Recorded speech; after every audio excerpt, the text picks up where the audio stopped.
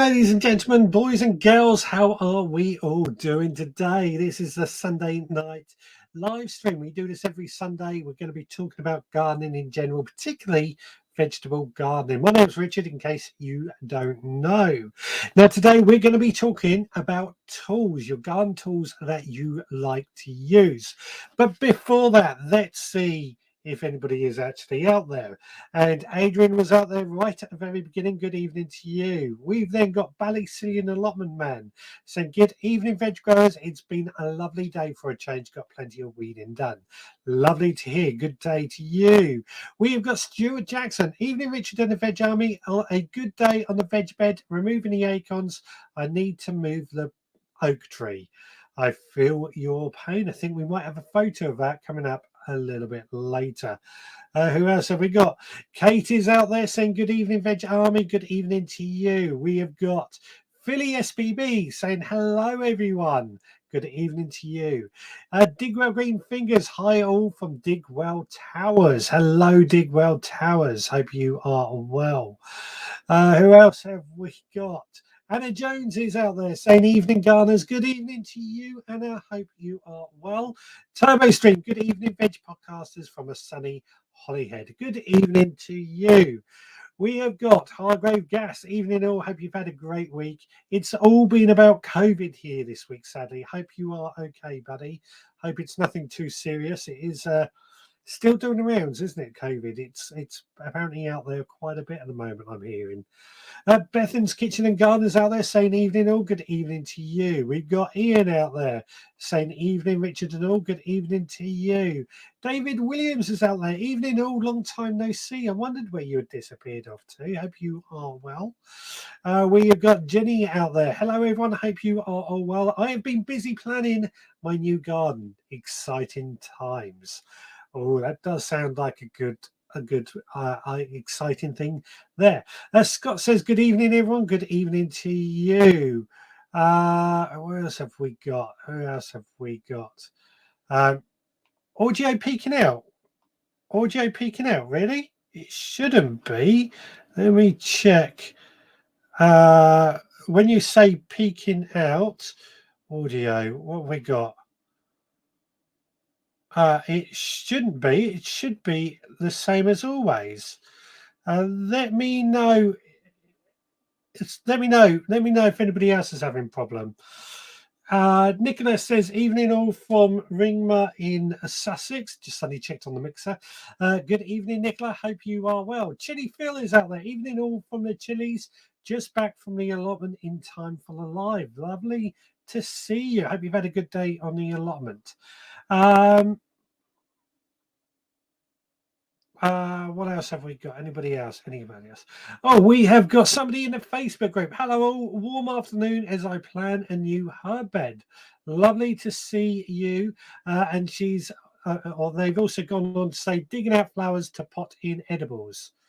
What else? If you are in the Facebook group, I may not hear. Oh, I know what it might be with the audio.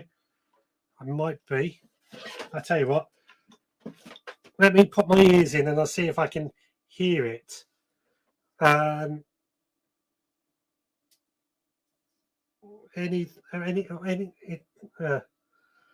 Few people were saying that they have got trouble.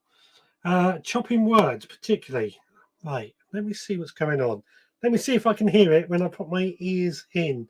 I've got a feeling I might know what it is. Is that any better? Any better now? Let me know in the comments. It sounds absolutely fine here, but obviously I'm not hearing, or I should be hearing what you hear, but we'll worry about that in just a moment. I was saying, anybody, I can hear it. I can hear it. Let me try. Let me see if that makes any difference. No, I can hear it. I can hear it. It's in this ear. I can hear it. Oh, there's nothing worse than bad audio. Better. Like, okay, I think I have figured out what the problem was. So not to worry, we will carry on with it. It does sound like it is fading out here and there. Anyway, Anyway, who else? Anyway, if you are in the Facebook group, I meant to say, let us know who you are because it may not appear on the screen. I'll keep my eye on the sound. Anne says, hello, it's Anne in Canada, digging out the new bed. Lovely to see you. And then we've got evening all. I like your t-shirt, Richard, from Amanda. Thank you very much. It's Corn Dog. Hope you are all well. So here we are. It's another Sunday night live stream. And today we're going to be talking about what tools do you like to use when you're gardening. I'm just keeping an eye in case the audio is picking out. I got a feeling. Let me try something. I got a feeling I know what it is. Let's see if that makes it any better. Hargrave says, still fading in and out and crackling. Not all the time, though. Got a feeling I know what it is. I think it should get better now. Let me know. Let me know how it goes. I can hear it fine in here, so that's the weird thing. Right. Oh no, I can still hear it. What is that? Oh, I've got to concentrate on the show, so I'll forget about it for the time being. I'll tell you what I do. We're going to start off with a video. I'm going to put Digwell's video up to start off the talk, because it's quite a long one, and I'll try and figure out what's going on with this audio. Right, I'll see you in a bit.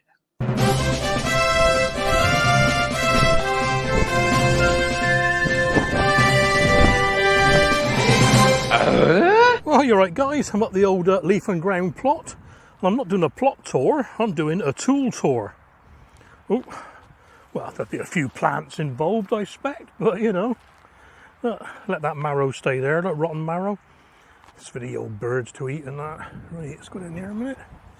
Oh, better pick that tomato before we go as well. One of those weird ones, that Roristo, mate. Fantastic there. Right, where am I? Getting sidetracked already, look. Right, tools. I haven't passed any yet, so I've not left any lying around. But the majority of mine, the big ones, are sort of lying against the runner bean frame. Oh God, I've got to pick some of those as well. Oh dear, I'm getting sidetracked again. Right, here we are then. The first tool would have to be a watering can. Now, it's not just any old watering can. It's a good one, because it's got this huge curvy one-piece handle, so you can carry it there. This is awkward to do, and you can pour it there. Ooh, that wind's picking up. Agnes is on the way, but not supposed to be too bad here, but you never know, things change. Anyway, let's get some of these out here, go and sit on the water butt, and we'll have a tool time talk. Arr, arr, arr, arr. Anyone remember that TV series? Okay, then let's start off with a tool that I probably use the least, and it is a hosepipe adapter, your hosepipe sprayer tool. Now, the allotment provides us with these, but they're about as much use as a chocolate fire guard. I just use this one for when I've got new seedlings in. My beds are very, very, very, very, very compost rich, and this year I have watered twice, apart from new seedlings like those brassicas in there. So they had a good watering going in, and I haven't touched them since. Now, being a gardener, people tend to give you tools as gifts, don't they? What can we get them for Christmas? Oh, I know. So you can tell by the colour coordinated sets that I get quite a few. So trowel, fork, dibber and hacker. And that set there, we got a trowel, weed lifter, fork and a baby trowel. Just an old knife at the end, I use that now and again. And a little pair of secateurs type things, little ones just for cutting the grass around the edge of the plot, you know what I mean? And despite all those trowels, this is what I use most for planting seedlings and that, and plugs. Dibber, big long dibber. It's quite narrow at the end, which does hinder you sometimes, but because my compost is so soft, you stick it in and give it a wiggle round and make it big enough for the plugs, you know? To me, no dig is a concept. It's not a you can't dig, because how do you plant rhubarb? How do you plant apple trees and things like that? You know what I mean? You can dig when you have to, as long as you don't damage the soil too much. And that's why I quite often use a bulb planter. Things like garlic, which I am going to do again this year. Well done, guys, you did persuade me. you know, it just gets in a bit deeper, that's all. And the soil goes back on top. It's not much different than using a dibber, really. You're still breaking up the mycelium and stuff like that in the soil. So that's that one. Maybe a bit unusual. Decent pair of scissors, really good scissors. They got a cap opener on it, and they got serrated edge there as well. They're good ones. An auger from electric drill. Brilliant for getting the old hazel sticks in. Stick it in the drill, lift your clayey soil out that's deep down, and your sticks go in as deep as you want them. You can get these in all lengths. I think a tool salesman here. And of course we've got the gardener's knife, curved blade, straight blade, and a little budding attachment on the end there. That's always in my pocket when I'm up here, well, or on the car seat. Right, on to the big stuff then. Wolfgarten. Yeah, I keep on about Wolfgarten. I like them, I just like the concept. Small handle, take things off, put them on. All the tools fit. For when you're crouching down, look, you've got your, I don't know, your terror weapon. I've got this one. I've used the rake twice, so yeah, almost redundant that. And I got two handles. I got two handles, not four handles, not fork handles, two handles. I got two because I had two allotments, didn't I? So we got the what do you call it? Is that Dutch hoe? Yeah. And I've got the little tiny vicious tool with the little hoe, and that's for getting in between things like onions, nice and small. You don't disturb the onions, because even though you put the onions, seedlings or whatever, 6 inches apart, once they start bulbing up, you ain't getting that through them, you know what I mean? So this one's perfect. And there's one more tool I want to show you up here, back in a second, as if by magic. And that is the oscillating hoe. Now I probably use this one the most of all my tools, the long handled tools. You push it in, you pull it backwards and forwards, cuts on both strokes. Keep the edge not too sharp, but keep it, you know, sharpened. And that's okay. Not very good on heavy clay. I mean, underneath my compost is heavy clay. Doesn't like that very much, so I use the Dutch hoe for that. I think that's it for the allotment, guys. I'm going because it's bloody freezing up here. All right, guys, back home now. Sat outside in the rain. How's that for loyalty to the Veg Growers Army, eh? It's a tool I made up. You probably can't see all the markings on it, but it's my matrix for the square foot gardening. It's marked up with 1, 4, 9, 16, etc. spaces or crosses. That's quite a handy bit of kit. Use your array of dibbers at home. I don't use the measuring ones, but it's there if you need it. And this was a gift, obviously. It's got my name on it. Don't know if you can see that. That is actually my real name. It's not Steve, it's Lord, but there you are. Another story for another day. Hand spray can, I've got a bigger one, the old pressure sprayer as well. Getting wet, guys.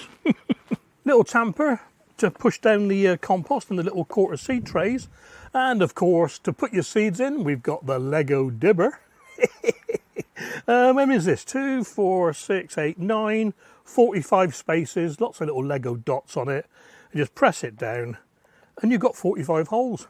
Great. Oh yeah, the thing I didn't mention at the allotment, secateurs, quite a few of those lying around.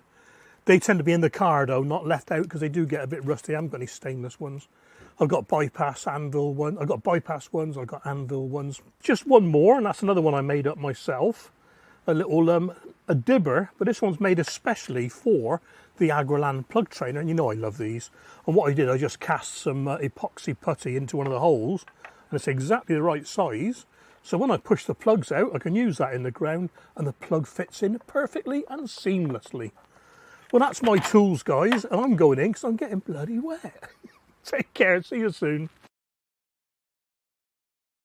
There we go. I'm hoping we have fixed all the audio issues out now. Please do let me know if it does sound okay. I'm not sure what was going on.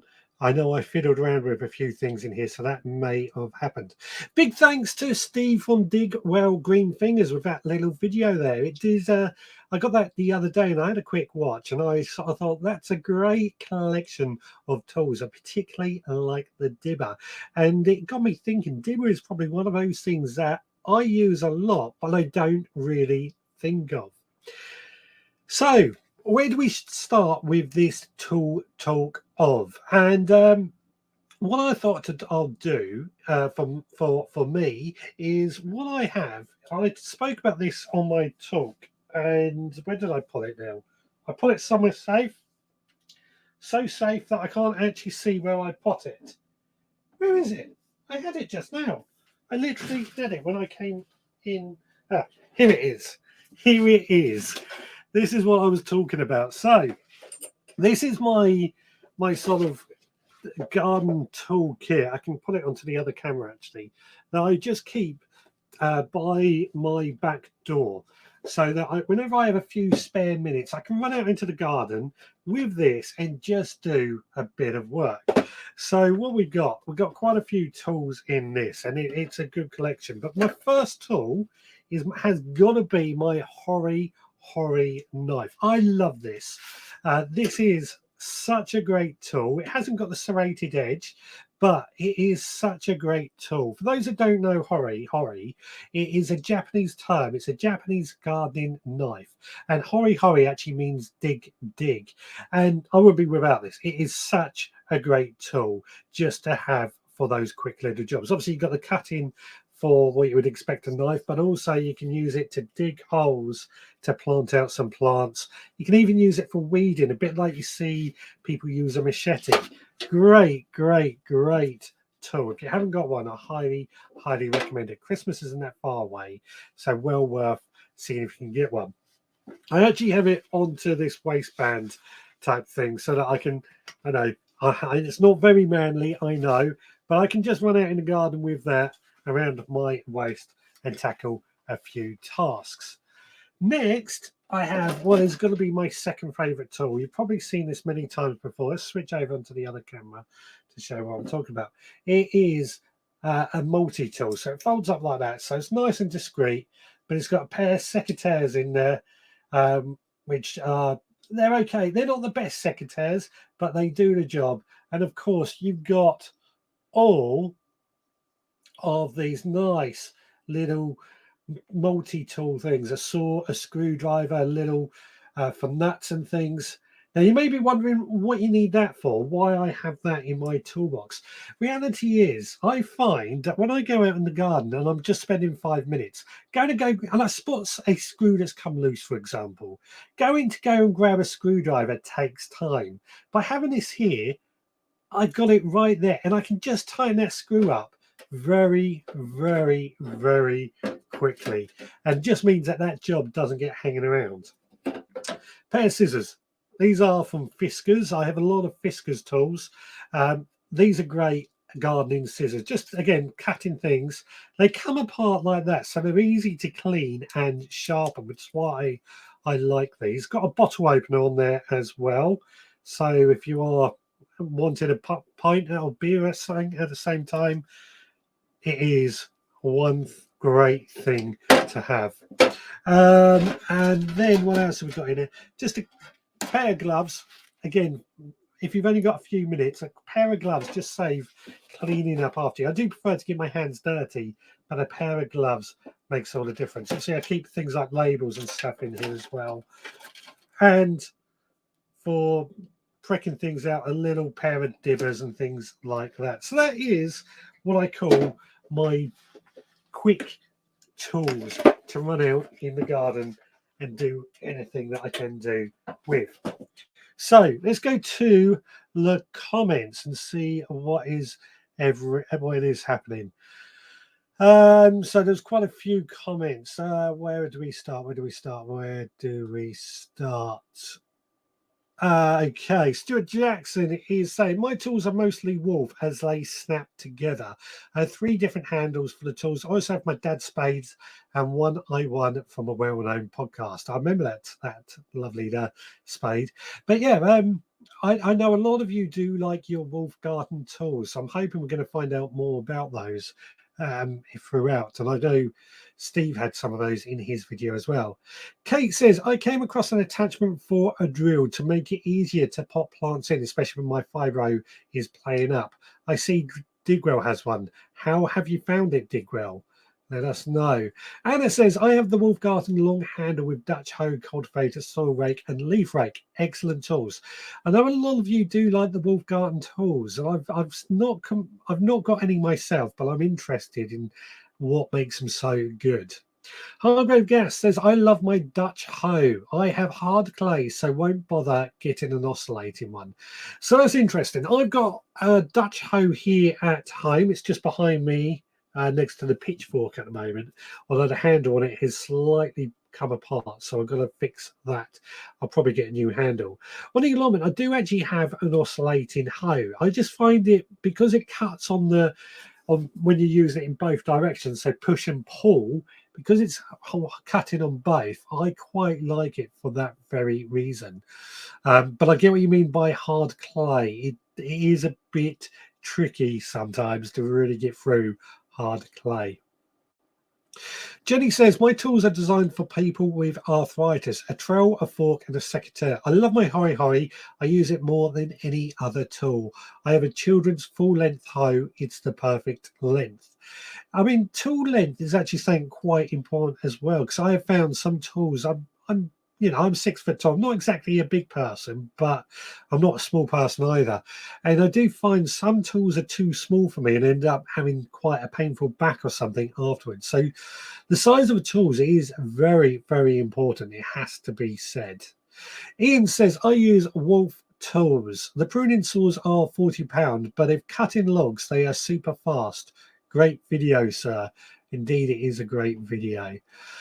Scott says, I use Wolf Garden. Not having a shed or tool store at the moment means I have to transport them each time I visit. So having the different heads on one handle means I can fit them all in a car easily. That's a very good point. I've never actually thought about that, but that does make a very good point about transportation with the Wolf tools. Good stuff. Good stuff. Stuart is liking the Lego dibber. I like it as well. I'd never thought about using Lego in that way, but it's a great idea. Anne Jones says, awesome to dig well. Indeed. Bethan says, great video, Steve or Lord. Yeah, there is a story there, isn't there? There is a story. Turbo Stream says, all my tools were my friends. He used on the allotment, so it's fitting that I use them now. Of course, Turbo inherited his allotment from his friend who I believe passed away. So it does seem to be fitting. In fact, some of my tools I actually inherited from my granddad, so I also think that's quite fitting. Jenny says, I also have a garden knife, but that's it. The kids have a couple of tools, but I don't use them. Indeed, indeed. Stuart Jackson says, my favourite tool is my hori hori knife. Would not be without it. I've got to admit, my hori hori is such a great tool. It is such a great tool that I highly recommend them. The only trouble is it's difficult. So when I did the Talking Garden as well, I took that, but I didn't take the hori hori knife. Just didn't think it was appropriate to show it at that show. Turbo Extreme says, mostly use a serrated hoe with a metal hand trowel that are years old. Indeed, indeed.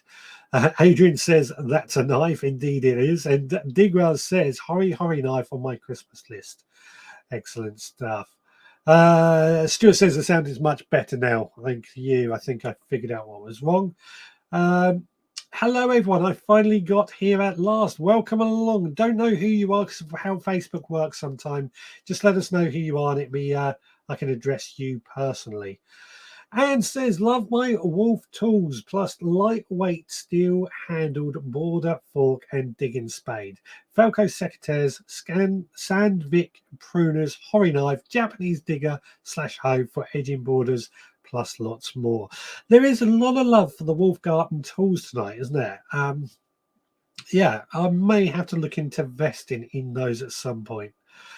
I doff my hat to Lord Digwell. I know my place. Indeed, indeed. Chili Phil says, Kate's peeling potatoes for dinner, but she would like advice on maintaining her secateurs. That's a good point. So before we go any further, let's answer this question for Chili Kate. So maintaining secateurs, I think the first thing I've got to say is don't leave them outside. Don't let them get rusty. Pop them away after you have used them. Probably the first and top tip that I have got. Other than that, what I would say is keep them sharp. So where are my secateurs? I'll use these secateurs. I do have several different secateurs about. So when I say keep them sharp, what you obviously want to do, usually depends on what type of secateurs you have. You usually have one that has a bit of a blade. It's usually this one here. So what I like to do is just get a little needle nose file, just a little file, and just run along that blade and keep it sharp. And do that while you're using it, almost every time you're using it. Just keep that sharp and it will make your life a lot easier. And the other thing I would say, keep them oiled, especially on the bits that move around the hinges and the springs. There are many secateurs that actually come apart, which I'm quite a fan of. And in fact, one day we might have to strip down a pair of secateurs just to show you why I like that. I can't do it on those, but it's easier for sharpening them. But yeah, keep them sharp, keep them clean, and keep them well oiled is probably the first things I would say.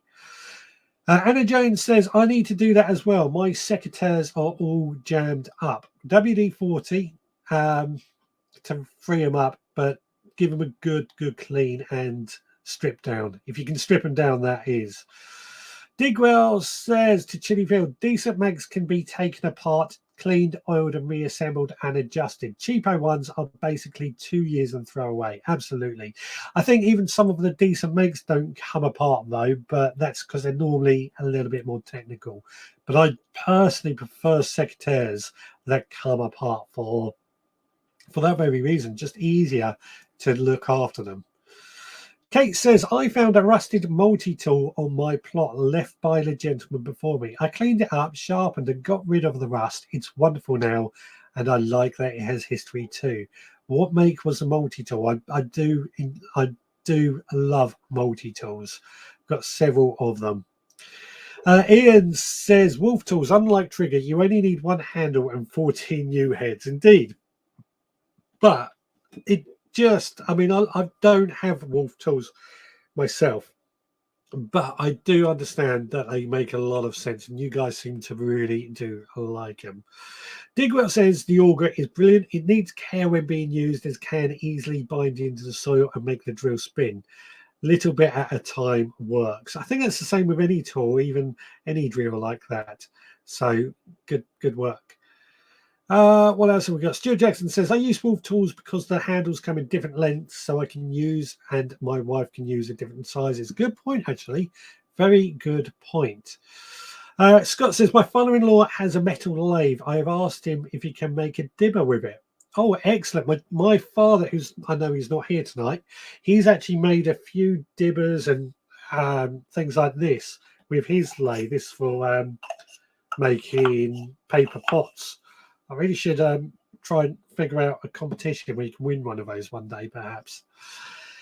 It's Graham Bolton, who is in the Facebook group. Been trying to catch a live for months, but always too busy, but here at last. Lovely to see you, buddy. I've always, I see you often in the group, so always a pleasure to see you here. Jenny says, I try and keep a piece of bright ribbon or tape on my tools. Easier to spot in the garden when you have left them in the ground. Good point, actually. Yeah, making them seen. That's again why I like the Fiskars, which are the orange and black tools behind me, because they do stand out when you lose them. I think that is a good point. I use Fiskars secateurs, been sharp for years and never sharpened them yet, to be honest. I do recommend keeping them sharp, but I'm with you with Fiskars. What else I got? Anne says, top tip for removing old sap on secateurs and pruners is tomato ketchup and a plastic bag. Pop the secateurs in a bag with some tomato ketchup, I'm guessing. Did not know that, but it would be the vinegar. That would make sense. Anna Jones, has anyone brought one of those mini chainsaws that a few YouTubers have been given to try out? They seem very useful. Not sure I would dare though, mini or not. I've not seen quite what you're talking about, but I do have a small battery-powered chainsaw, which I've got to admit, it's not the best. It's good for a bit of pruning, but I've got an actual electric powered chainsaw now just to try and get through a lot of the bigger work. I've not seen the mini chainsaws you're talking about, so be interesting to know a bit more about that. Stuart Jackson says, secateurs, clean, oil, and keep sharp. Absolutely. That is exactly what I think. Now, I do have another video that's came in from you guys. This has came in from Bethan about her tools as well. I've not had a chance to watch this one, so let's go find out what this one is. Hi everyone, I thought I would show you the selection of tools that I use the most in my garden. So I've got the traditional fork and spade, which I don't tend to use to dig the ground. I tend to use these to turn my compost heaps. I've got my rake for raking out the compost, and the broom is really good for getting a really smooth surface on the raked compost. I've got my shears for cutting up the leaves and everything from my garden, so I use them to chop up the plants really small for going in my compost heap. I tend to use these hand fork and trowel for doing anything really in the ground, because it causes minimum disturbance as I'm no dig. Then I've got my handle that is I use for a dibber, and I've got my other dibber for the smaller plug plants. I also forgot to include my wolf garden tools earlier on, so I've got a selection of hose and different attachments that just go onto the end of the stick there. But most important are my hands. These are the tools I use the most. I can't do two hands because I'm holding the camera, but yeah, my hands I tend to use more than any of the other tools. I just get on with it and get the job done. Thanks for watching, everybody. There we go. That was a video from Bethany with her great collection of tools. It is interesting because I was thinking all week about this very question: what tools do I use the most?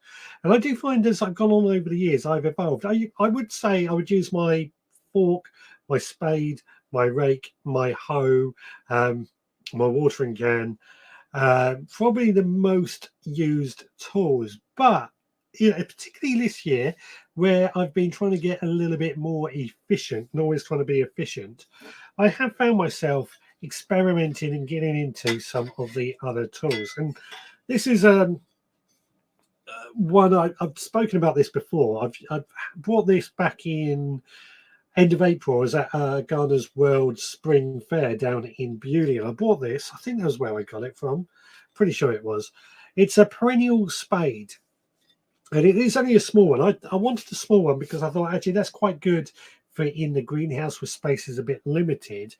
But it's got a different shape on it, which means it can cut through roots a lot easier. And it's a really good tool, actually. I'm really quite impressed with this. Well, just don't hit other tools with it. It's not good. I'm hitting everything with it. Similar to that is this perennial spade, but it's just got a bit more of a different shaped neck, which just makes it easy if you have something to prune, to lever out. Just helps with that. Again, another really, really good tool I found. And I would put these in that sort of hand tool area. But I find I use these more and more than anything else. And then I've got my little speed hoe, as it's called. These I've had this for years. Again, another really good, easy tool. It is like an oscillating tool in that you push it through the soil, it cuts weeds that way, and you pull it back, and it cuts weeds as well. There's blades on the front and the back. I find this to be really, really good. Actually, it's nice and easy, nice and short size. It's a bit like the oscillating hoe, but a bit smaller. Now, with all these tools, something that I have to stress is to keep them clean, keep them oiled, and keep them sharp. A spade is a blade, or is meant to have a blade on the end. So keep them sharp. Again, a bit of a filing from time to time, a sandstone. And what I do, I've spoken about this before, I've got a bucket of sand in this shed just behind me here. That bucket of sand, I also pour in some vegetable oil. So when I finish using my tools, I plunge my tools into that bucket of sand. The sand acts as like an abrasive, so it cleans all the mud off. It sharpens up the tool, not brilliantly, but enough that it does the job. But it also coats the tools in oil as well. Just means it just makes life a little bit easier, and it means that they are well maintained. Of course, with wooden handles, I do prefer wooden handles. It's important to oil the handles as well. So yeah, that's the next stage of my tools, I would say. Let's go to the comments and see what is going on. Where were we? So Scott says, really good point with the ribbons. I'm forever losing hand tools and then spend ages walking up and down the plot trying to find them. Yeah. So my tip with that is I never leave where I'm working. I never leave my tools there. They come with me everywhere I go.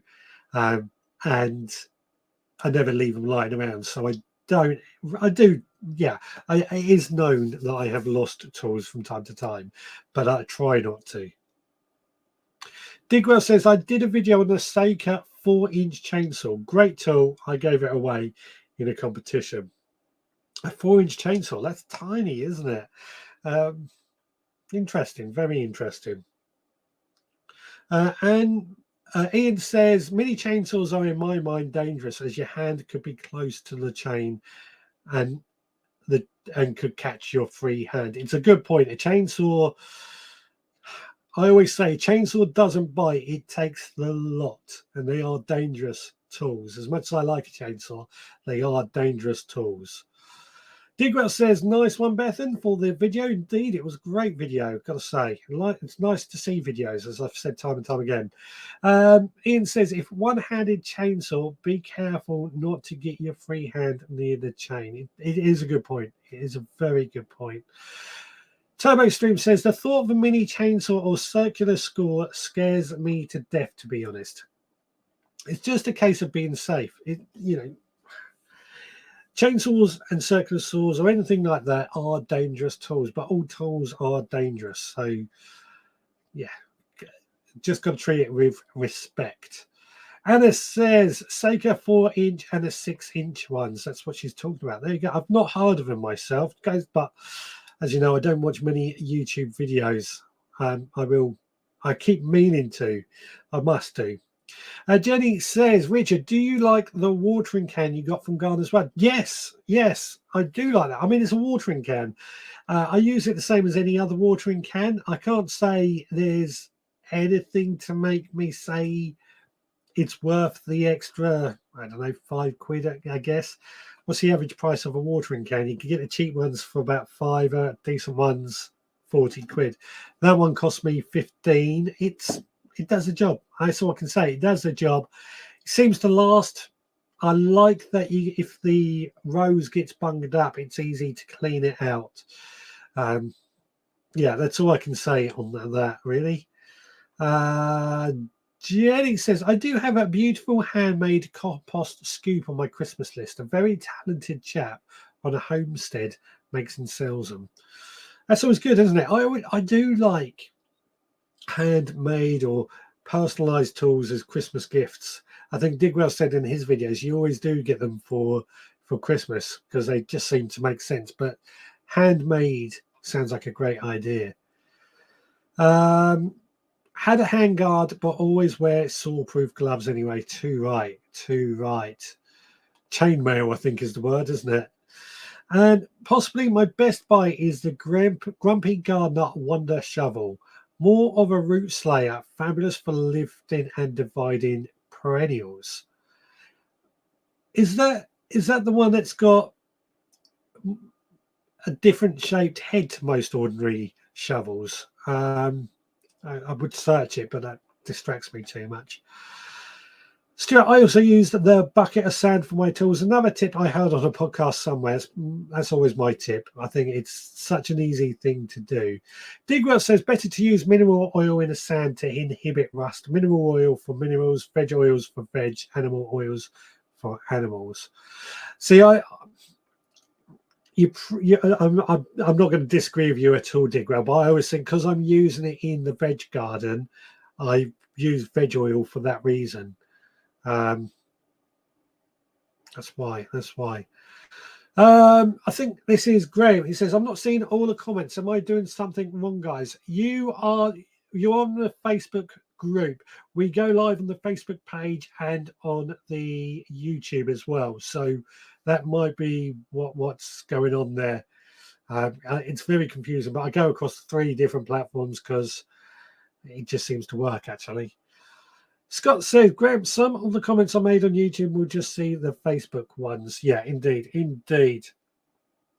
So let's move on to the next stage of my main tools. And I said this earlier, we got my shovel, my spade, my fork, which don't use that much. Same as a shovel, the spade, don't use either of those that much anymore. Now that my soil is getting a little bit lighter, a little bit easier to maneuver about. You probably see my pitchfork there as well. That's a great tool for turning compost. I love my pitchfork because it's just so convenient for turning compost. Dangerous tool in the wrong hands, but just good for turning compost. I do have some other tools for turning compost, but they're not as good. The pitchfork just seems to do a much better job. What else have we got that I would talk about? Hoe. I spoke last week about how my hoe is falling apart, but again, use a hoe quite a bit, especially when the bed is empty, particularly on the allotment when we're trying to deal with those sort of things. Wheelbarrow. On the allotment, I tend to use my wheelbarrow quite often, but you've probably seen it in the videos. I've got the I-tip handles on my wheelbarrows. It just means it's a little bit easier to maneuver them around. I mean, a wheelbarrow is, I think, essential in an allotment. At home, don't tend to use it so much. What other tools have we got? Dibbers, of course, including what you saw in my garlic video, my long dibber for planting out several garlic in a quick time. That works quite nicely. And then what else? Power tools. We'll get into power tools in a moment. Actually, let's go back to the comments and then we'll probably do one of our grow along videos. Turbo Stream says, I have a 3-tine cultivator that I use to fluff the top of a service. Rarely use a normal rake after finding this in a shed. Yeah, cultivator. I've got a few of those somewhere, but I don't use them that often. But you're right. They are probably better than using a rake. Stuart Jackson, chainsaw. If you use them as part of your job, you need to be trained. So my advice, if you want to use one, is pay for some training. I know someone who lost a finger. Like I said, chainsaws don't bite. They take the whole lot. So they are dangerous tools. Scott says, I want to move over to battery-powered mowers and trimmers. Any good suggestions? I'll get into that in a moment, if you don't mind, Scott, but that is a good point. Digwell says, mineral oils are natural. Those without additives are organic. It is used on chopping boards and butcher's blocks. So it's a good point. It is a good point, actually. You are convincing me. I think when I think of mineral oil, I think of engine oil, and that's what I don't really want to use, especially if it's used engine oil. But yeah, again, it's all good stuff, isn't it? It's all good stuff. Turbo Stream, my long-handled shovel is a revelation too. Long-handled. I used to have a long-handled shovel and a long-handled fork, which were great. I used those more in the chicken pens, so I could just clear out a few things in there. But I don't have it anymore. I think I got rid of those because I just wasn't using them. I'm now of the opinion that everything in my shed has to earn its space. I mean, you see all the tools I have behind me. they have to earn their space. They have to be used for them to be worthwhile. Oh, Graham has moved over onto YouTube. Now, we did mention about, I think Scott was asking about battery powered tools. And this is actually somewhere, I think power tools is somewhere where we probably start talking about next as well. So for years and years, I've always preferred petrol powered tools. I couldn't stand electric tools, especially on an allotment where we don't have electric. Petrol just seemed like the better option for me. And this is something I think we could debate and discuss as well. So the only trouble I found with petrol tools is when the amount of time I spent trying to start the tools just so I could use them in the garden. The lawnmower, you know, they're fine when they're well maintained, but after a while they do tend to lose, and you spend ages just trying to start it. So I then went over to battery powered tools, and I haven't looked back. Now, I'm not saying that battery powered tools are anywhere near as powerful as electric or petrol. They are not. They do have limitations. As I said with a chainsaw, got a little battery powered chainsaw. It just takes forever to try and cut anything. So I bought only a cheap electric chainsaw a few months back, and I've just taken out a few of our bushes out here. Like, we had this huge buddleia which I've been trying to remove for years. It just keeps coming back and back. The chainsaw just wouldn't cut through it. And the trunk of this buddleia was, it was as thick as my body, sort of thing. Well, this week I got the electric chainsaw, and within 2 minutes it cut right through this buddleia, which makes my life so much easier. It means that I can now concentrate and just trying to make sure it doesn't put any leaves up to try and kill it off. But lawnmowers and strimmers, I went with Ryobi.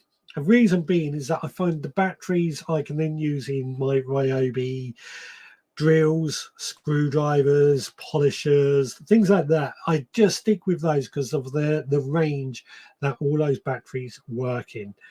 And it works great for me.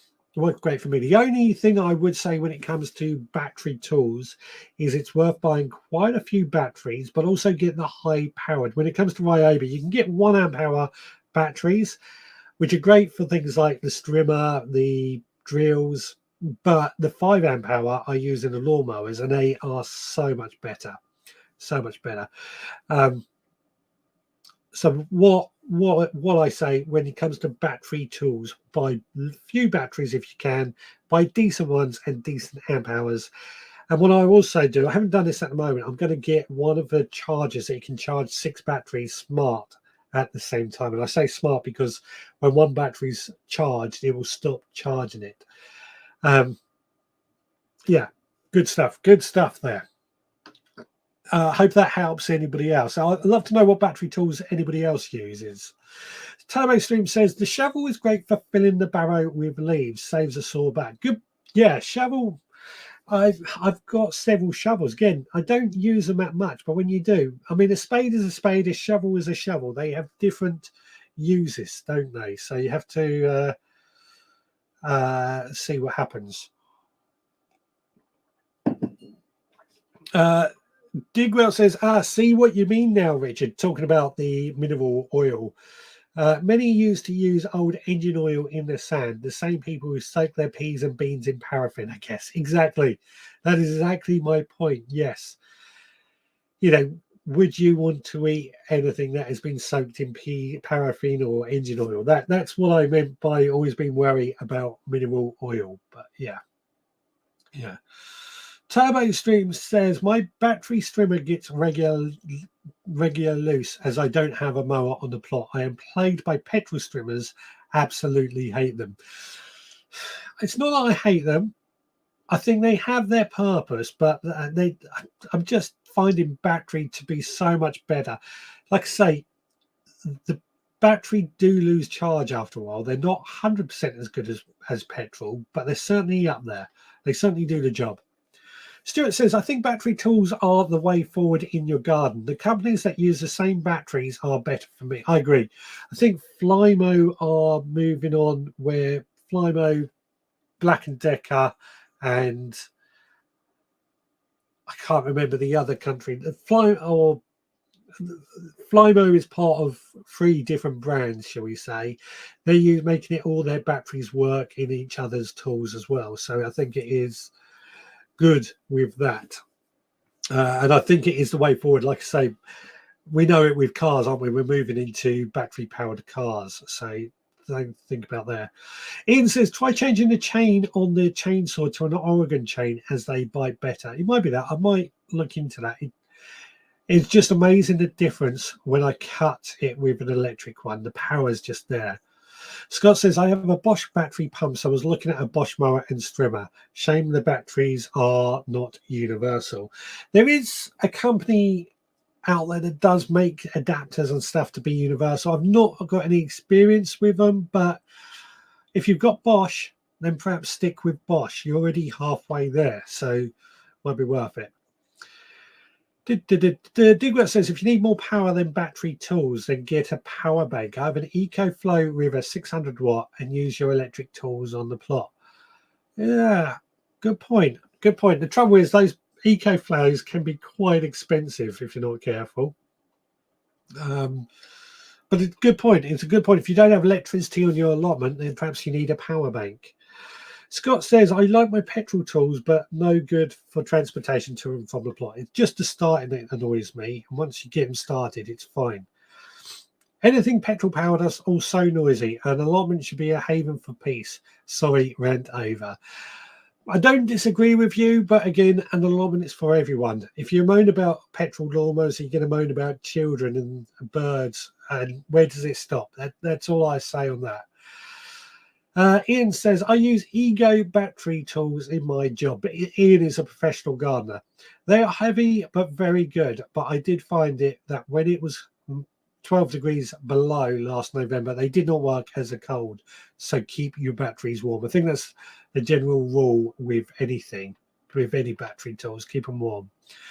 Bethan says, I use Makita battery tools, but they are more electric screwdrivers, saws, etc. Although I have seen some batteries that can be used in a pump in a water butt, so handy for irrigation systems. Yes, so 2 thoughts on that. Makita, I do lawnmowers and garden tools that use those same batteries. I know because my sister's boyfriend is a carpenter by trade. He's got Makita tools, and he's sort of saying he should get the lawnmowers and stuff for his garden because he has the batteries. I think they even do a battery powered coffee maker. But when it comes to the water butt, a battery powered water butt, again, I know Ryobi do one, and I've been looking at those to sort of set up some sort of irrigation system. So yeah, again, battery tools are, the wide range is really opening when it comes to battery tools. Nicholas says, my favorite tool is my fingers. I'm with you, actually. I do prefer to get down and dirty and get my hands in the ground. But there's only so much your fingers can do. Anne says, I use Funhouse battery-powered pruners when I have a lot of pruning to do. Excuse me. Yeah, pruning actually can become really hard on the hands if you do a lot of it, doesn't it? So having that little boost just helps. Graham says, try the Bosch for all tools. All batteries fit each tool. Yeah, that's again, I know, same with Ryobi. All the batteries fit and what have you. So Bosch actually do a very good water butt pump as well, battery powered. So it might be worth looking into that if you are interested in that. The Chili says, we went with Works, got lawnmower, strimmer, drill, etc. Makes jobs so much easier, especially being colorblind, and cables tend to be the same color as grass to me. Yeah, well, again, this one, I mean, the battery tools now, because you can use those batteries in so many different tools, it just seems to make a lot more sense. We were talking about the Wolf Carton hand tools earlier. I think it's the same sort of a theology as those, really, isn't it? Digwell says, if you know which tanks to remove on a power tool battery, it is possible to use one type of battery for many tools as long as the voltage is the same. Yeah, there are adapters and things as well, but you just got to be careful with that. Toby Stream says, I'm Victor Meldrew, and the older I get, I don't believe it. I don't believe it. Oh, dear. Yeah. Jenny says, sorry, guys, dinner is ready, and it's a family film night. Take care and have a fantastic week. You too, buddy. Nice to see you. Scott says, a Bosch water pump is excellent. Lovely. Yeah, I have heard good reports on the Bosch, so good to that. Fiskars make a pro pruner where the handle rotates as you cut with it. It makes it so much easier. One of these behind me is one of those. It's true. It is really nice and comfortable to use. Nicola says, my new equipment is a petrol-powered wheelbarrow to get up the hill with compost or anything heavy down too. Also a ride-on lawnmower with trailer. I like having lots of spades. So, yeah, when you're getting into the ride-on lawnmowers, there are battery-powered ones out there, but I think petrol is, at the moment, the way to go with that.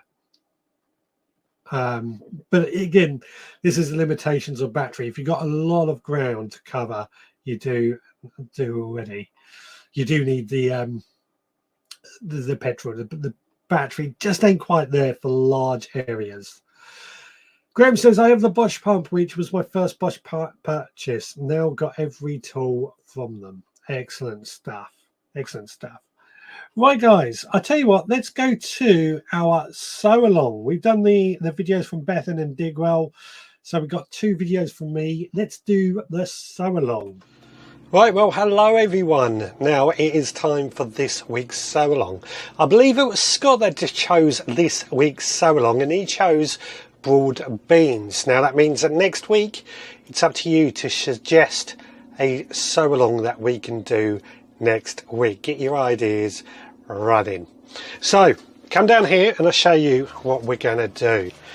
Now I am starting broad beans off inside the greenhouse. At this time of year we could get away with sowing them outside, but I'm just starting them off in the greenhouse just to make sure. And I always do these in these root trainers. I find beans or anything that has got quite a long taproot, these are great to start them off. And I filled this already up with just multi-purpose compost, nothing difficult, not using seed compost for this. Multi-purpose compost is absolutely fine. And what we're going to do, these are the bean seeds, as you can see. Now the rule I always say when it comes to bean seeds or any seeds, the bigger the seeds, the deeper they go. Now again, what I always try and do, make sure that that bit there goes down in, and I push it probably about halfway down these root trainers, so certainly at up to my thumb knuckle when we're pushing them down into the ground. And we just repeat that until they are all sown. Now the good thing is with broad beans, I actually grow these always over winter. This variety is called Bunyard's Exhibition. If you're a member of our supporters club, I have sent out some Aquadolce Claudia for this month, and they are actually all a very good overwintering broad bean. Now when we say overwintering, what we mean is that these beans will start to grow just before winter sets in, but they will continue to grow right throughout the winter and give us an early harvest in the spring. I'm thinking potentially the end of May when we are harvesting these broad beans, certainly into June even, sorry. Now the advantage is with that is that what it means is that we don't get less black fly, which I think just helps make things a little bit easier. Now we could of course sow these same broad beans in the spring, but I just do overwintering. We eat quite a few broad beans here, but I do find that by growing them over winter, I dedicate a whole bed to it as well, but by growing these over winter, that gives us plenty of broad beans to eat fresh and a few for the freezer. So no harm done with that. Now what we're going to do, once these start to germinate, we would take these out of here, and once the roots are fully developed, we will then take them down and plant them into a bed. These will grow down on the allotment. We might do a few here at home as well, but on a whole they will be down on the allotment.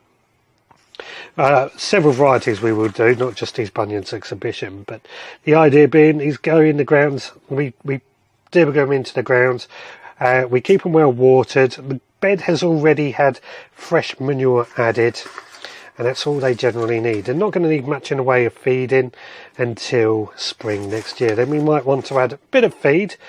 Some general all-purpose round good feed will do for that, and that's it.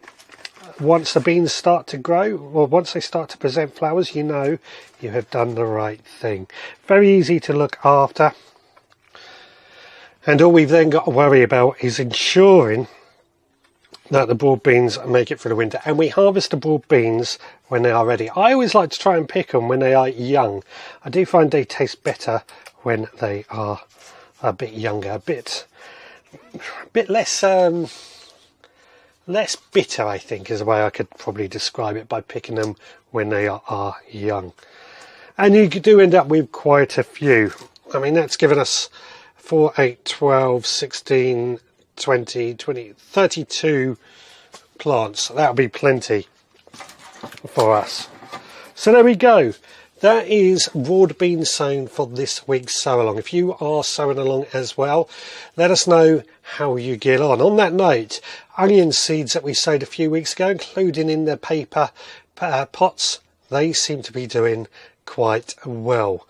Some of the other seeds that we've sown are not showing much signs of life, but the lettuce outside is doing really, really good. Let us know how you're getting on with yours as well. I'll see you back in the studio. Indeed, back in the studio we are now. Yeah, so broad beans. I always grow mine over winter. I made a mistake when I was saying that. I said the bed that they're going to grow it in has already had plenty of manure. I meant compost, fresh compost, not manure. Just a slight thing that annoyed me, I noticed when I said that. But yeah. Broad beans, go give it a try. Let us know how you get on. If you are members of our supporters club, you will be getting broad beans in the packet as well this month. Aqua Dolce Claudia, one of the packets that we have sent out. Let's quickly go to the comments. Nicholas says, I've also bought a small electric handheld chainsaw pruner. Yeah, I mean, Nicola's got 3 acres. So it's a big amount of land. So she needs powerful tools, let's put it like that, in order to take care of it. As I said, battery tools are great, but sometimes you need a bit more. And when you got a lot of land, that's probably one of those things where you do need it. Scott says, a couple of people on my allotment site have mini tractors. I want more plots to warrant me getting one.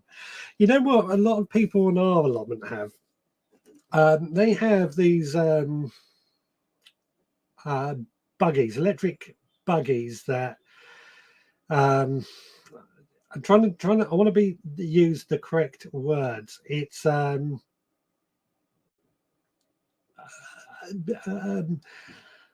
what's the correct thing? You know what you see many people who are a bit immobile use, and they drive around. To get a mobility scooper, that's the word, mobility scooper. They have a few of those, but they actually have trailers on the back of theirs to cart stuff down to the allotment back. I think it's great. I want one of those trailers just to cart stuff around. Yeah, so maybe not a mini tractor, but a mobility scooter with a trailer. Great thing.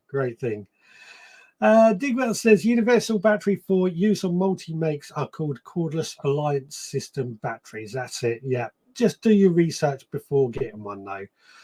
Is all I would say. Nicholas says 3.6 acres from Lidl's. From Lidl's. Yeah, 3.6 acres she has down in Cornwall. Turbo Stream says, I might try a row of those broad beans, but in Birmingham, they almost always never make it through the winter. We get cold, wet winters here on clay. Doesn't help. So I'm on clay. We don't really get the cold weather, though. But what you might have to do in order to get yours through Turbo Stream is actually put some sort of protection around it. Obviously, plant your seeds, give them a good mulch with the leaves as well, but put some sort of plastic cold frame over it or something just to offer them a bit of protection. I reckon they will get through. When I first did it, I actually used plastic bottles, cut the tops off 2-litre plastic bottles and stuck those over it to help. Facebook, Amanda says, mini tractor. Well, wonder if I needed one for my 10 by 10 meter plot. I want one. I want a mini tractor just because they look so fun. I want one of those buggies now. Good compromise. yeah. I want one as well. Like I said, a tractor, a mobility scooter with a trailer. It's just a lot of fun. Bethan's Kitchen and Garden. I start lots of plants in root trainers and pots, but I find beans do better for me direct sown. I'm going to direct sow mine and cover over winter. I do think if you can directly sow them, all the better. I think it is better to directly sow any plant. The risk is, of course, is that mice or vermin might come along and eat your beans or something like that. But, you know, who's stopping them in nature? There is a way around it. Definitely need a cover. Definitely would need a cover. Nicholas says, Lidl, battery, small handheld chainsaw, pruner. Right, with you.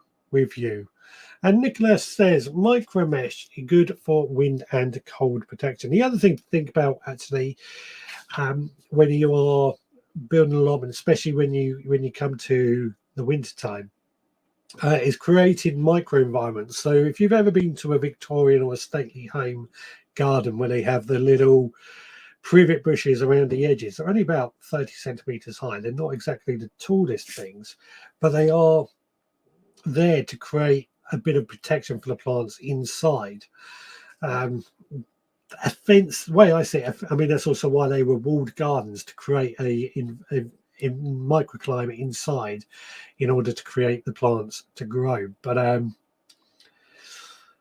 I see the same. If you have a fence around your garden, that's kind of the same sort of thing, the way I see it. Mice or bird problems, soak the beans in paraffin. That's what they used to do, isn't it? They used to soak the seeds in paraffin to stop mice or vermin eating them. I couldn't do it myself, but that's what I used to do. Nicholas says, near where I live, someone has a mini vintage Ferguson tractor. It made in 1963. Great to see, simple to maintain, he said. I want one. There's a few at Bewley I've seen in the past. I don't know if they're there all the time, but when I've been there, I've seen them. Turbo Swim says, the broad beans always succeed when sown in early March. My plot neighbour always sows around the 8th, and he has tons of broad beans every year. The reason that I always do mine over winter is that I find that by sowing them over winter, one, it looks like the allotment or the garden has got something growing in it over the winter, which just seems to make me feel a bit happier, a bit better about it. But the other reason I tend to sow mine over winter or grow mine over winter is that we don't get much black fly problems on our broad bean plants in next year, because usually we've harvested them before the broad beans cause a problem. So that's the reason I tend to overwinter my broad beans. I don't bother with spring sown ones anymore because we have enough. That might be, that might be something to think about in the future, whether you overwinter or not. But yeah, I do need a sow along for next week as well. If you guys want me to sow any particular seed, and we can see how it gets on. Tell you what, let's quickly go to your photos. Quite a good collection coming in this week, actually. So let's have a look and see what we've got. So Scott, we've been talking about the Wolf Garden tools, and this is his. Actually has got the wooden handle one as well, which I forget about until I saw this photo, and it's making me think that there may be something in these wall garden tools in the future. Something to think about. Certainly something to think about.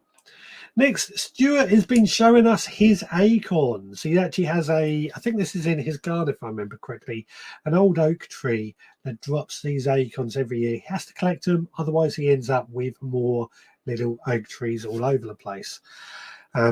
Good for squirrels, though. It might feed the squirrels. Pigs, I think, used to eat acorns as well. Next, we have Anne, all the way in Canada. She's made some hawthorn jelly, which looks absolutely beautiful, I've got to say. I've never made hawthorn jelly. Is it good tasting? Let me know. Let me know how well it tastes. Ian Beddoes, he spotted Martin McFly in his garden in Back to the Future. We all know what Beddoes is like with his jokes. He does like to have a good laugh, bless him. But yeah, good one. And talking of jokes, this made Nicola chuckle. It's a sign saying, "Don't tell secrets in the garden. The potatoes have eyes, the corn has ears, and the beans talk," which is very true, isn't it? They do have all those. Next, we have the Chilies, Chili Kate and Chili Phil. They took a trip to Houghton Lodge Gardens in Hampshire, which I'm really liking. Quite a good collection of photos in the group. But what I particularly like was this frame with kiwis growing over the arch. I really like this. Might be something we do in the future. I want to grow kiwis again. Really like it a lot. So good to see. Steve has sensed, I think he's already done these. Steve has sensed some tromboncino recipes coming soon with his collection of tromboncino squashes. What interesting squashes, aren't they? I think they look absolutely fantastic and look great as well. And I bet they taste good. They taste very good. Now, this is a new member as well. Frances popped in to say hello. She's in southwest London, if I remember correctly. So this garden looks fantastic, doesn't it? And she's hoping to meet quite a few of us members at some point. So please do go say hello to her. So please do keep sharing your photos, guys. Post them in our Facebook group, or you can send to me via social media, or you can email me, richard@veggrowerpodcast.co.uk. That's richard@veggrowerpodcast.co.uk. So get back to the comments. Digwell says, "I was lucky with Black Fly this year." It's been an interesting year this year, hasn't it? Very interesting. Black Fly, I tend not to get worried by Black Fly. I kind of think that what follows end of ladybirds come in, but I can see why they are a problem for many people. Ballycillian says, "Vintage, Nicola. I was made in 1962. Oh, bless you. And you don't look a day over 40. I'll be polite tonight.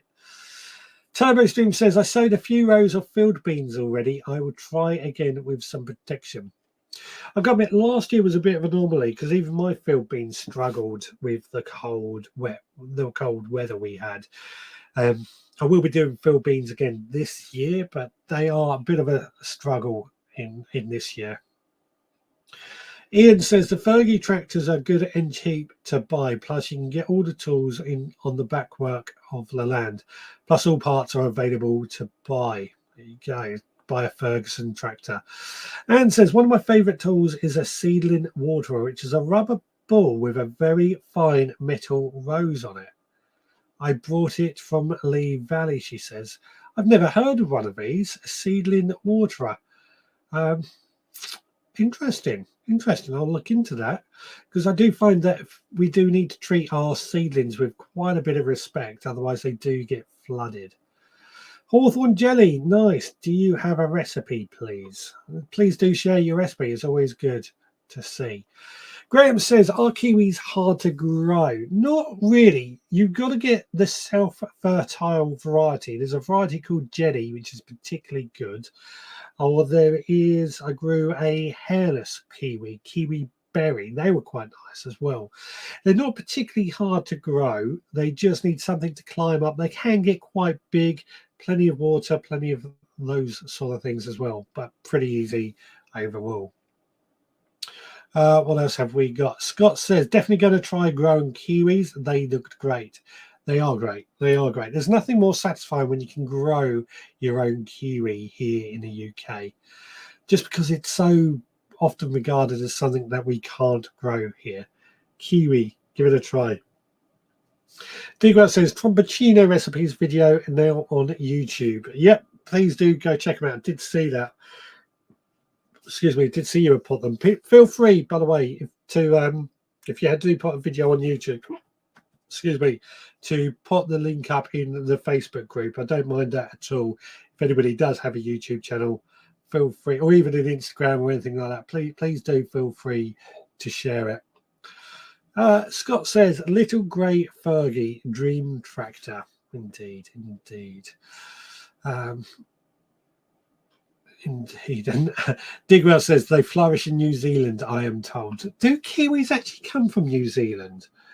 Or was it just a nickname we gave them? I wonder. Nicholas is going to say night. Tiring visiting Dad every day, and it has been a roller coaster ride the last few days. I forgot to ask Nicola. I hope your dad is much better than he was. Sorry, I didn't mean to be rude about that, but hope he is okay. Right, I have one more video. Actually, this was a video that Nicola did ask for on the mission video. That was to set up the veggie pod for winter growing. Right, this week Nicola set the mission, and this mission was to get the veggie pod ready for our winter salad leaves. I love growing salad leaves. I don't know about yourself, but I love growing salads. We try and eat quite a few of them, especially throughout the winter months. And I always use my medium veggie pod, which is this one here, for our salad leaves. I find it works really, really well. No, not everybody will have a veggie pod, but for me, these are a great piece of kit. Now, don't forget to start thinking about a mission for next week as well. What I've done is I've added a mulch of compost just to build up the compost in this veggie pod. We do lose a bit of compost throughout the season, and it also helps add some nutrients to the system as well. Now, I've only done 3 out of the 4 corners, because in the 4th corner we actually have got some salad leaves just slowly germinating away in there. Now, what I'm going to do is spray some of this super soil stuff that we got from Digwell, just to add a few fresh friendly bacteria to the soil, just to help it along. We've seen a marked difference in the lettuce that we've sown using this stuff, so I'm interested to see how it's going to work with the veggie pod. Now, come have a closer look and I'll show you what we're going to do next. Now, what I like to do with my veggie pod is try and split it up into 4 corners. I just find that works quite well. And what I'm going to do is I've got these Swiss chard plug plants that I've been growing in little trainers. I'm just going to use those to create like a nice little border. That's going to be the middle just there. And that just, for me, helps define where we want to plant a lot of the seeds that we're going to be planting, by giving each area a distinct border.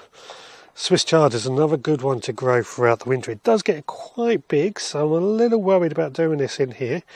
But hey, at the end of the day, it's food that we're going to be growing. So there we go. We've got our 4 distinct areas. Next thing we want to do is actually sow some seeds. And when it comes to the seeds that we want to sow, they need to be really winter varieties. So I've got a collection of seeds just here. First one that we're going to put over here, I always put a label in, is mustard. Mustard is a good winter, even in autumn, a cool loving plant. It gives us plenty of these nice tasty sharp seeds, leaves even, which just taste great. They're quite small seeds, so we just scatter those on the surface, try and get them evenly spaced, and what I'll then do is just brush it over and then tamp it down to make sure they are in contact. Now the soil here is damp. We ain't got to worry about that because we've done quite well with the system on this, keeping everything moist at all times. Next we're going to do corn salad, which is another great winter crop, often known as lamb's lettuce and often treated as a bit of a weed. But it is such a nice, delicious tasting plant. And these are the seeds. What we're going to do with these is just create a few drills like so. And then we'll scatter the seeds into those. I'm probably doing them a bit too thickly here, but we can always thin them out once they grow. And of course the thinnings we could eat, or we can plant somewhere else if we feel we need to. Corn salad really does love the winter months. It's a great one to grow. If you're not growing it already, go check it out. I've sent it out in supporters pack a few times in the past because it is so awesome. There we go. Again, I'm going to cover that over and tamp it down to make sure the seeds are in good contact with the ground. And in the last corner, just here, we're just going to do a winter lettuce. This is a variety called Winter Imperial, which, again, when it comes to lettuces throughout the winter months, you want to make sure that they are the winter variety. There's winter density, there's winter, marvel of 4 seasons. Basically, you're looking for anything that has winter in the label. Now we're just scatter those over the seeds. I'm probably doing these a bit too thick to be fair, but again, we can thin those out as they germinate and as they grow. I'm going to just mix them around a little bit with my hand, and once again make sure they are tamped down to be in good contact with the ground. Make sure that is all ready and done. So there we go. It's got our winter salad crops for our veggie pod ready to go. If you have a veggie pod already, let us know what you're growing in it over the winter. I'm sure the group would like to know in case they have any ideas or have a veggie pod themselves. Right, back to the studio.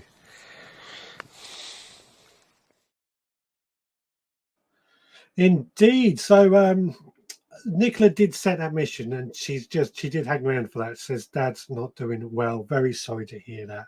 Hope you're okay, Nicola. You know where we are if you need us. She did say as well she's just picked up a veggie pod for £25 en route to Sussex, taking it back to Cornwall Thursday for a few days. Fantastic, fantastic. Digwell says kiwi fruit are native to China.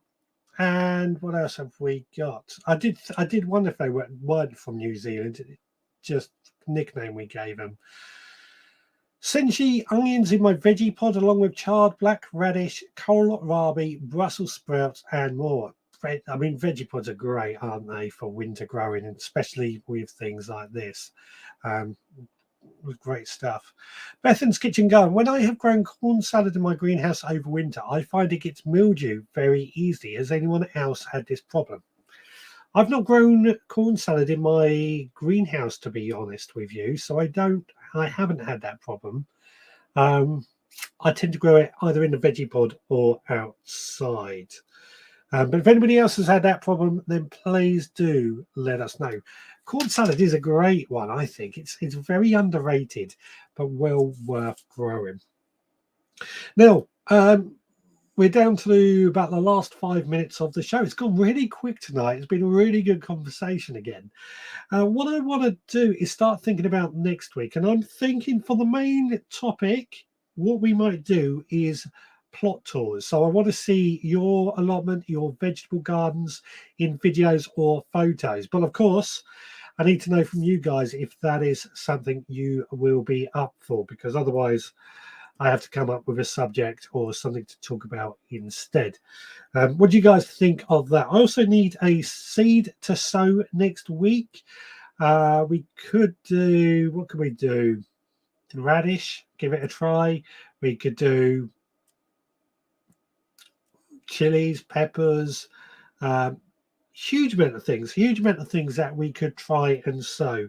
Let me know what you think. And a mission, a challenge that I can do over this next week, providing it's not anything illegal, of course, or as long as it's veg garden related, then, and as long as I think I can do it reasonably, then it'll be great for a challenge. Let me know what your thoughts are. Ian says, my corn salad is outside and fine in the winter. I find that corn salad is absolutely brilliant to grow throughout the winter months. Yeah. Stuart says, did you forget the link again, Richard? My veggie pod have herbs in the moment, basil, parsley, but I will be potting it in winter salad. Yeah, I probably have forgot to share the invite link. I forgot to share the phone number. The phone is actually on again, but I forgot to share it with you guys. So, I forgot to share that with you guys. Graham says, thanks for the live. Good to be here to the last. Looking forward to future lives. Good stuff. Bethan says, I've always been put off growing it outside as I did it one year and it was very muddy, but maybe I just need to wash it off better. Or perhaps get it into a bit of a raised bed or something might help as well. What do you think? What do you think?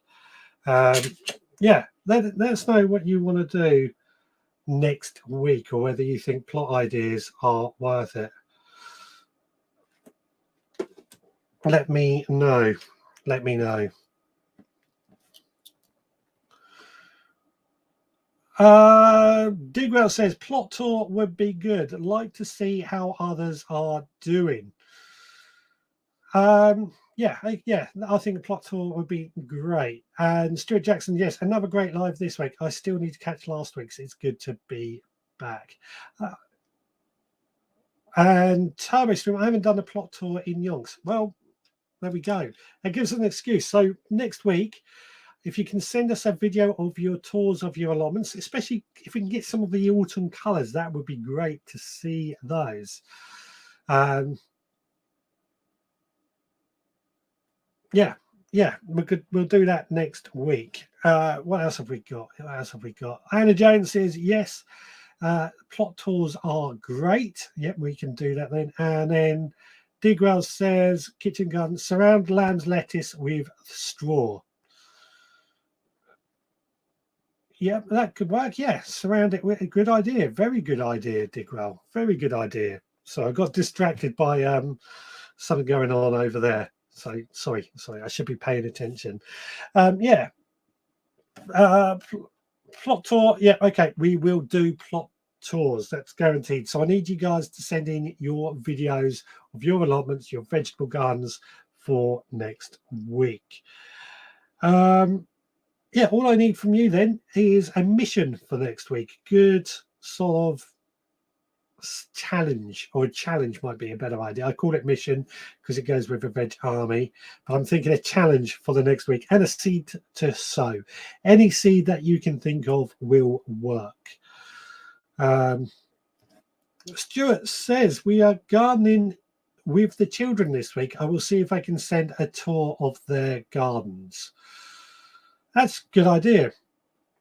Good idea. That would be good if they are allowed to do that, of course, because I cannot get permission from the children and the parents is all I'm saying, because obviously it does go out and people might watch it. Yeah, I can't think of the word I'm looking for. The straw stops the mud from splashing. Yeah. And Digwell then goes on to say, any seed for me, not much help. Yeah. Well, I did want to say, actually, the lettuce that we've grown with the super soil as a bit of an experiment, I hope you saw it in that video. The difference is quite amazing. The difference with that super soil is quite amazing. That's why I'm starting to use it a little bit more. Digwell says, mission, deep weed removal. That could be done. I'm trying to think where I've got a deep weed. Probably, I like that one. I think that's going to be up there. Would swim in the channel be too much? It's just down there, but with how dirty it is, no, it wouldn't be that good. To grow sugar snap peas, wrong time, yeah, maybe that. Anna Jones says autumn sown sweet peas. That we can do that for the sweet peas. Sweet peas for the summer long. We can do that. Good idea. Stuart says, mission, find an edible, wild edible seed and sow it. Then you can rewild locally. I'm thinking for the mission, and we're coming to the end of the show, we're going to do the deep weed removal. That sounds like a good idea. Deep weed removal it is. Right, let's quickly go through these comments and then we'll get out of here. Slightly off topic, says Anne. Anyone have a Ryobi coffee maker? We have a lot of power cuts here and we have lots of Ryobi power tools. I've not heard of a Ryobi coffee maker, I'll be honest with you. Makita do one, but it makes about 1 cup of coffee and that's the battery gone. But I don't know about that. Buddy Celine says, so sweet peas. Okay, cool. Sweet peas as well. We will do that then. And then Stuart Jackson says, I have lots of deep weeds if you want them. A bit of a long way to travel. I'm trying to think, well, I've got some deep weeds that I can dig out, but I think I can think of somewhere. Ian says, to come to my field and drive my Yamaha tractor 1 week when time. That's an idea. That's a good idea. And Brian's Garden Polytunnel. Hi all, I'm late. We are literally just closing up. So thanks so much, everybody. Right. Where are we? Turbo Stream saying, see you all next week and have a good week, everyone, from Bethan. Indeed, this has been good. We're into overtime, so I need to close up and get out of here. I'm going to take the dog for a walk and then head to bed. Great to see you guys as always. We will be back again next Sunday at 6 where we will do it all over again. We want to see your plot tours. So get making those videos, guys. And I'll see you all again next Sunday. You take care. All the best.